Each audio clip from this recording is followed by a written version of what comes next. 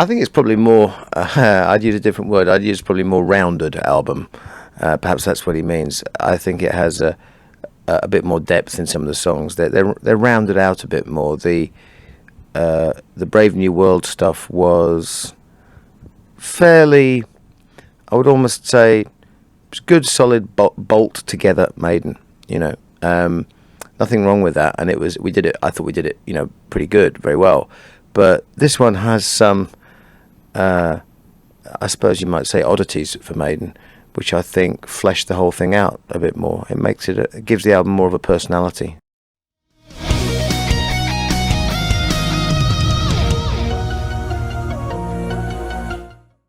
We never actually all end up in the same room together. There's usually one or two or three of us, and generally I go around Yannick's or Adrian's house, and then Steve joins us, and Steve will be writing with Yannick, and then I'll get a phone call saying, look, me and Yannick have written this thing, do you want to come in and see if you can do something with the words or with the tune or whatever. So, and then when somebody writes a song, very often they want to run it past me because they say, well, is this the right sort of place for your voice to be happening and things. So I come in and have a stab at the melody, and that's how it works.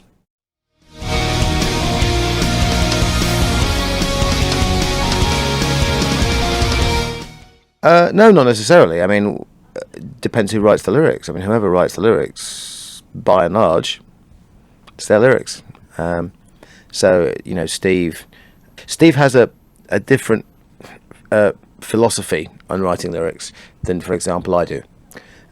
With Steve, the most important thing is what the meter, the timing of the lyric does within the song. He's not particularly concerned about the sound, the vowel sounds, and the way the word flows, as it were, which I am as a singer.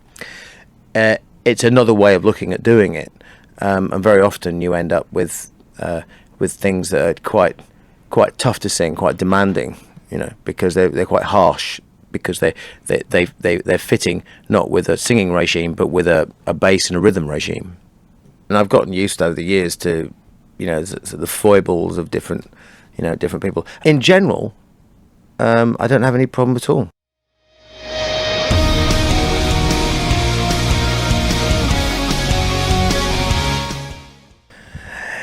It's about modern world propaganda, if you like, and how we all think we're so clever, and that things that we build, that we imagine to be timeless, just all fade away in the end. And of course, the whole Iraq war thing was rearing its head at the time when we were writing the album. And I remember thinking about, desert sand and stuff, and it moves and it shifts, and whatever you build, like the Sphinx or whatever, or pyramids, they all eventually crumble away. So whatever empires people try to build, whether it's, British empires, American empires, Iraqi empires, they will all eventually crumble away into something else. And I just thought, well, the only thing that you can ever say is that if you to leave an imprint in the sand, and I just thought of this like a reverse face imprinted in the sand. I thought, well, that would, that's about the most permanence you can ever get.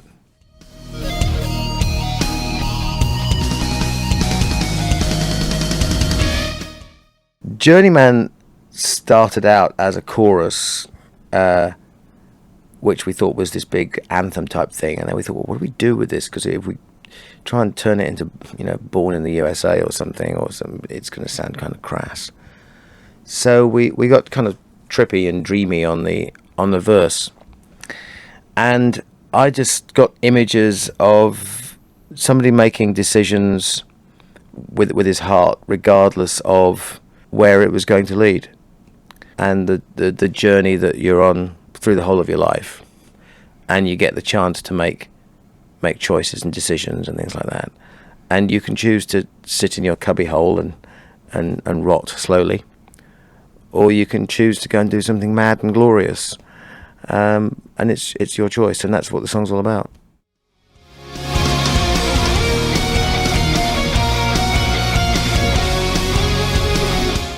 Yes, I do. I don't think that things should reveal themselves very easily. I think things last longer if they're a bit more enigmatic.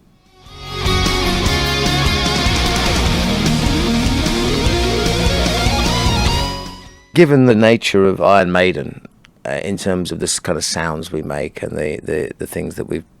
Songs about medieval battles and mass slaughter and things like that are a bit of a given, really.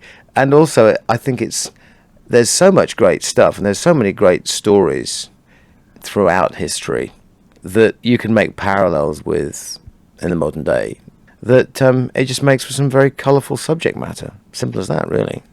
You know, if you're gonna plunder something, you might as well plunder something that's real and that's happened, and that's, you know, rather than make up some crass sword and dorkery epic.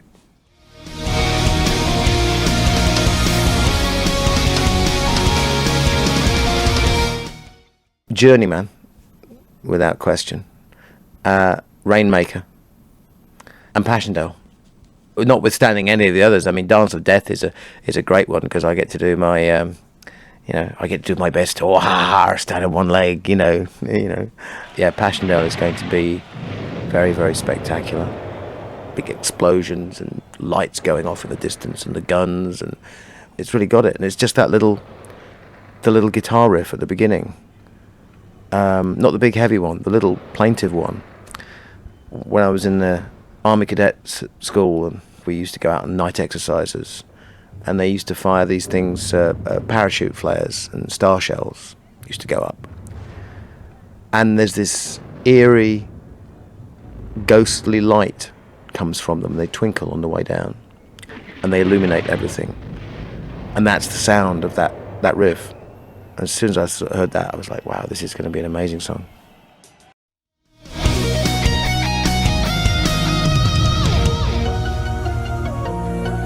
Yeah, regrettably, I'm one of these people who basically can't sit still for 5 minutes. The only way I can manage to do that is if I surprisingly find myself doing it and think, I'm sitting still for a few minutes. I'm really quite enjoying this. But most of the time I have some little project boiling away or bubbling away, you know. I suppose my attitude is that life is here to get the max out of it, really. And if there's something that I think, that'd be interesting to have a go at, I wonder what that's like. Not everything. I mean, you know, I've never been tempted to go and do large quantities of like hallucinogenic drugs or anything else like that on the basis of, I wonder what that's like, or put my hand into a burning flame. I wonder what that's like, you know, sort of daft things like that. I don't have a desire to do, but things that really immerse you in experiences, and that you have to learn about and tinker with. I'm fascinated by. You know, I don't get up in the morning and go, I'm a world famous singer in a rock band. You know, that's what I am all day. Well, you know, I'm eating my breakfast like a world famous singer in a rock band. I don't do that. You know, it's just like, you know, maybe that's the key to how I do other things, because it doesn't preoccupy me 24 hours of the day. And I don't think about even, you know, I mean, I travel with the guys in Maiden, you know, we're a band, but I don't even think of them as being, I'm traveling with a world famous Iron Maiden. I mean, it's just like, it's the guys, you know, we travel together. And I think that's maybe that's it. You know, I can go on stage, and even going on stage, I don't think tonight I'm fronting the world famous Iron Maiden. I just think I have to sing really good tonight, because I just have to. Because if I get on stage and sing, I have to do it really good. And that's it. You know. So, and then having sung and come off stage, it's nice when people come up and say, you know, it was a really good gig and stuff, and that's terrific, and I love it. But I don't see in myself what other people choose to see when they meet me after shows. They're probably thinking, you know, it's Dickinson, this big rock star, Iron Maiden, everything else. I can't imagine me like that, even though sometimes it's convenient to pretend.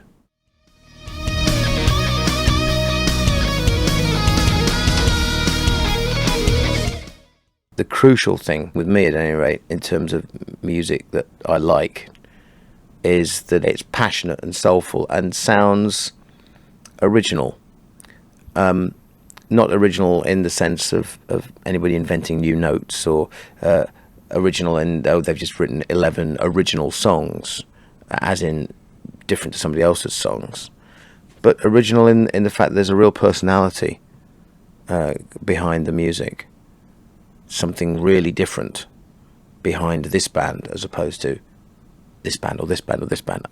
So that's what I look for, I guess.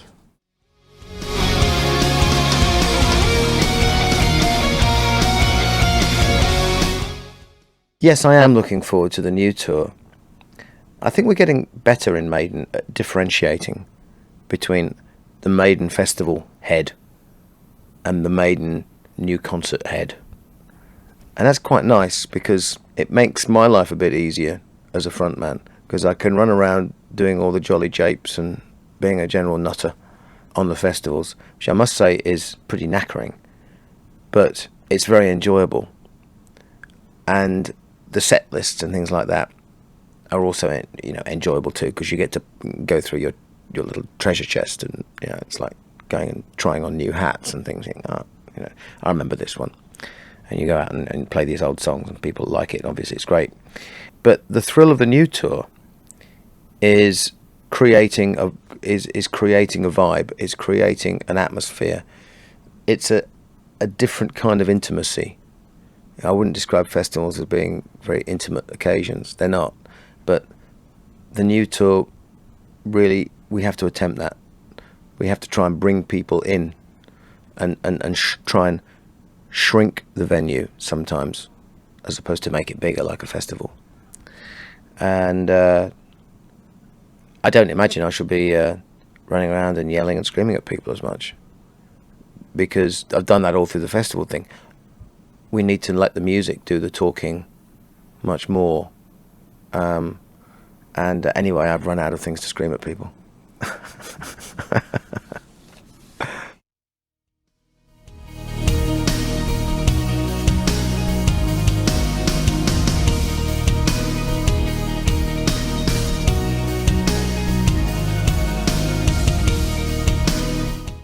Yeah, I think with Kevin we finally found someone to replace Martin, really, because when Martin left, I think we were a little bit at a loss, really. To replace someone who you've been working with like that for many albums is very, very difficult. But I think with Kevin we found that person, and the similarities between them is quite amazing, really, the way they work, the way they like to have a laugh and a joke while they're working, and also, I think we found the man, and hopefully he'll carry on being like that for a few albums yet.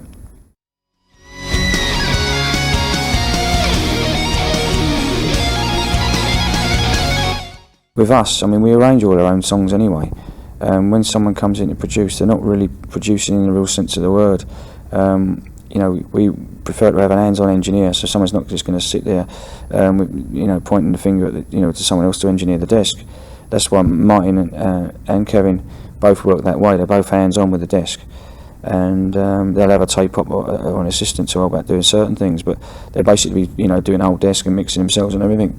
And that's what we want. We want someone to be able to capture our essence onto whatever format it may be at the time. And we're not really looking for too much input from someone to actually arrange the songs, or in that way. Both Kevin and Martin went backwards and coming forwards as far as like coming in with any ideas they might have. But most of the time they don't need to, really, because we've already done all that. We've already done all the arrangements and everything, and it's just a question of maybe a couple of little tweaks here and there, perhaps. And it's great to have an outside objective opinion, and sometimes you need someone like that also who's strong enough to be able to sort of get in the middle if there's any kind of disagreements within the band. Not that there tends to be, but if it happens, you need someone to say what they think, and that's the way we work anyway. It's like just get it out in the open, thrash it all out, and then you take it from there. It's a breath of fresh air working with people like that.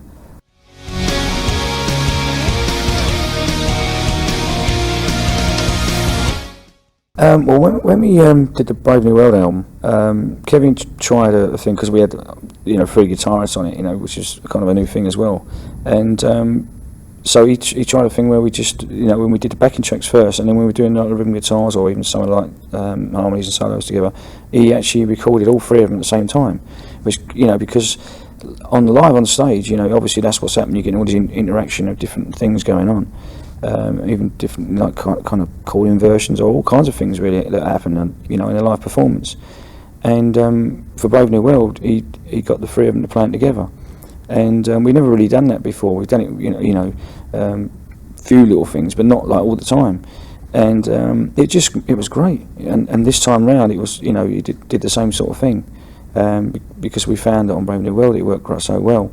And quite often when we make studio albums, we'll go and play the songs live for a while, and then when we do a live album with those songs on, they tend to sound better. I think they do. What you may lose in a little bit of richness of sound or production in the studio, you gain with the feel and the playing, just live on stage. So we're always trying to recreate that, and Kevin really doing the 3 guitar thing. I think he really has a. I suppose maybe you might think it's an obvious thing, but after we did it, we thought, why didn't we do this years ago? But it works very, very well for us.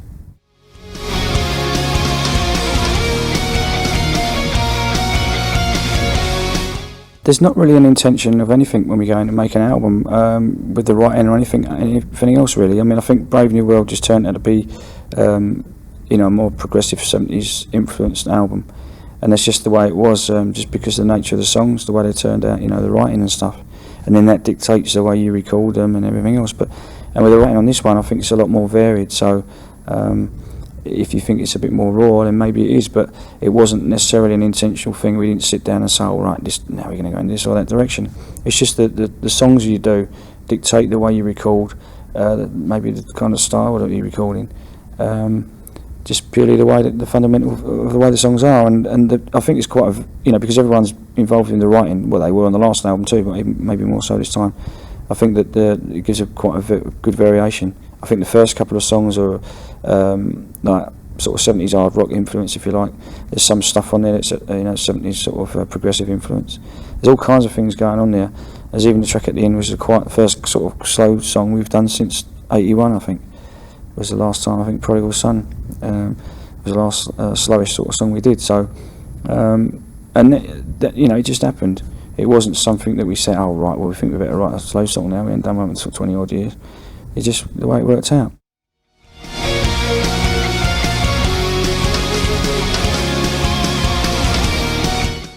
I think everybody was a bit surprised when Nico came in with the song, and I say the song because it's the first song he's done with us, and he's been in the band 20 years, so it took him a long time.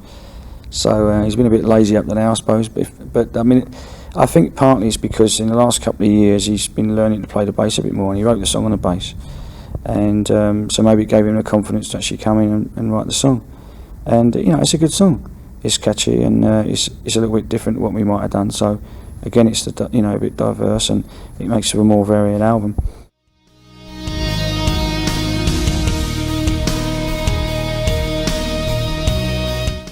I didn't actually. That's an interesting concept. I didn't really think of it like a video. No, I was just trying to conjure up some imagery in my own mind, which is what helps you write lyrics. Really, a lot of our songs are moody, atmospheric, and then dramatic stuff. And I love all that big epic sort of stuff. I mean, I grew up listening to like film theme music, and stuff like that. I still do listen to that sort of stuff. So, drama is definitely, and mood is definitely like a big part of our writing.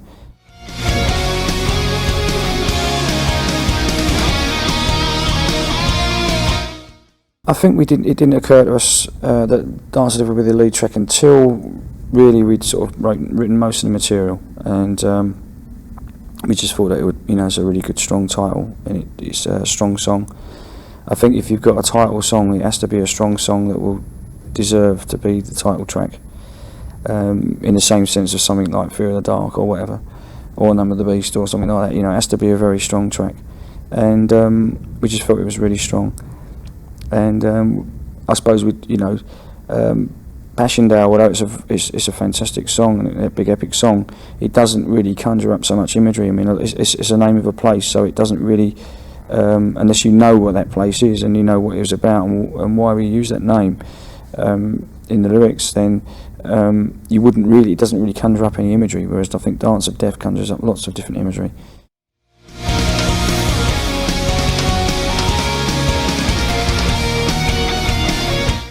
I think it's something that's in people's minds, at certain points of their life, and the idea of what could be afterwards, whether you believe in life after death or this kind of stuff, it kind of conjures up a lot of different things, and it's something that some people are scared of. It's something that some people are not particularly scared of, or they say they're not, but it's just something that I think it's on people's minds. Probably some more than others, maybe mine more than others. I don't know. But I think I'm only just saying it's like Fear of the Dark is something that people wouldn't a lot of people wouldn't admit to, but totally relate to, which is maybe why it's such a big song. So I don't know really. I just think that it's just I think the unknown. People are scared of the unknown and or intrigued by it, if you like, and therefore that's quite a potent thing.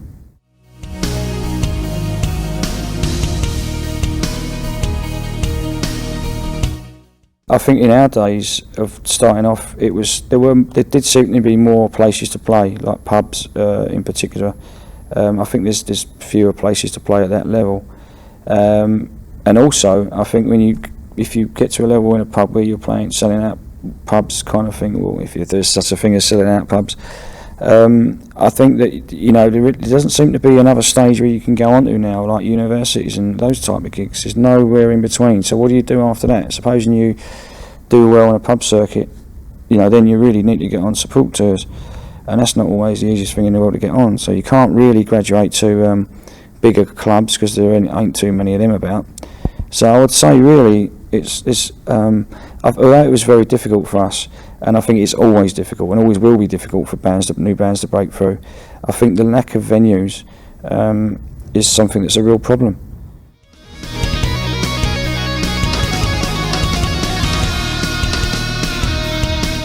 You just got to go and try and play live as much as possible, which is very difficult. But you just have to keep, going at it. Really, I mean, there's nothing else you can do. I think that a lot of the problem these days is that bands are not ready. Band will make a demo or something like that, and it'd be really good, and maybe played a few gigs live, and then all of a sudden they're on the cover of a magazine, or they're mentioned, quite heavily in a magazine, and they're not ready. They don't get time to grow, and it can all be over in 5 minutes, if you know what I mean. Because, we were like 4.5 years before we got a deal and all that, and I think most people know the history of the band. But it's like by the time we were offered the kind of thing, we were ready for it. And I think a lot of bands now are actually not really ready for it. So too much gets expected of them too soon, and unless they're really, really strong and bull-headed, then they usually fall by the wayside. So my advice really is to try and do as many shows you can, and not try and get across to the press or try and get demos heard too early. Go and learn your craft and get it a bit more fine-tuned and get some confidence happening. Get a set of songs together, so that when people do come and see you, they're going to be absolutely knocked out with it, and you're strong enough to be able to deal with what's thrown at you.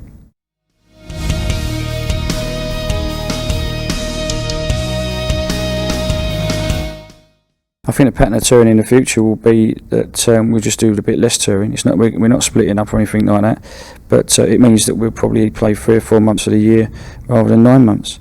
And we've done that for 20 odd years. We've done loads and loads of world tours. We've played to pretty much most places you can play on the earth there is to play. And I suppose there's always going to be a couple of exceptions like that, but maybe we'll even get there as well. So we're not giving up touring. But it's just got to be quality and not quantity, I think, from now on. We're not getting any younger, being realistic about it. I don't think we're a bunch of old farts just yet. We're still fit and everything, and we still enjoy what we do. And I think it's proof of this on this tour that everyone's been enjoying it, and the fans seem to be enjoying it, even more than ever. But partly the reason why that is on this last tour of Gimme Head tour is that it has been a bit better paced. And, we've been getting a chance to go home on days off and things like that. And we've been playing sort of 4 shows a week rather than 6, and it just means that we're in fine fettle every night, instead of going out there on some nights and just like kind of you always give 100%, but sometimes there's only 80% to give, so you give 100 of 80%, but it's still not the same as having 100 of 100, if you see what I mean. Well, get your head around that one, but it's just I do feel that, well, we all feel that it's just important to be giving our all on the shows and enjoying it much more, and it means that actually I think we could probably carry on for longer than if we carry on the way we are with the cycles as they have been over the last 20 odd years.